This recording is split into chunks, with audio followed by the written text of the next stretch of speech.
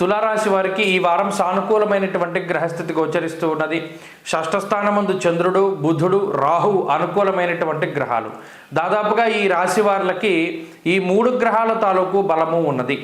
శుక్రుడు భృగు షట్కముగా కొంత ఇబ్బంది పెడుతూ ఉంటే, రవి పంచమంలో, శనేశ్వరుడు పంచమంలో, అష్టమంలో గురుడు, భాగ్యస్థానమందు కుజుడు.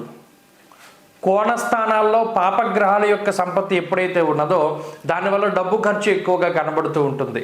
అలాగే మిస్ ఎక్స్పెన్సెస్ అంటారు, అంటే అనవసరమైనటువంటి ఖర్చు, ఇది చాలా ఎక్కువగా పెడుతూ ఉంటారు తులారాశి వారు.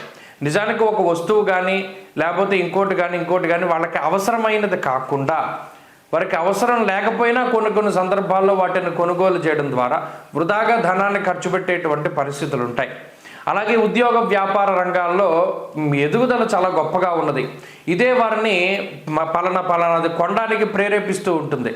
అనగా మన దగ్గర ఇంత డబ్బు మిగిలింది కదా, దీంతో ఇది కొందాం, దీంతో అది కొందాం అనేటువంటి ఆలోచన వస్తుందే కానీ ఈ డబ్బు మనం దాచుకుందామని కానీ లేకపోతే ఇంకోటి చేద్దామని కానీ ఆలోచన రాదు. సక్రమంగా ధనాన్ని ఖర్చు పెట్టలేకపోతారు. ఇది ప్రధానంగా చెప్పదలిచినటువంటి విషయం. ఆరోగ్య పరిస్థితులు బాగున్నాయి.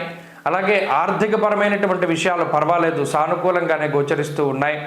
సంపాదన, ఉద్యోగము లేదా వ్యాపారము, వృత్తి, ప్రవృత్తి, వ్యవసాయము ఇటువంటివన్నీ కూడా కొంత లాభసాటిగానే ముందుకు సాగేటువంటి పరిస్థితులు ఈ రాశి వారికి గోచరిస్తూ ఉన్నాయి. కొంత మూర్ఖత్వం ఉంటుంది. అనగా మీరు చెప్పినటువంటి విధానంలోనే మీరు చెప్పినటువంటి పని చేయాలి, లేదా ఇతరులు కూడా మీరు చెప్పినట్టుగానే నడుచుకోవాలి అనేటువంటి ఒక ధోరణి ఉంటుంది. అయితే మీ వరకు మీరు నేను చెప్పేది మంచిదే కదా, ఇలా చేస్తే వాళ్ళకి మంచి జరుగుతుంది కదా అని మీరు అనుకోవచ్చును. కానీ పక్క వాళ్ళు ఆ విధంగా స్వీకరించరు.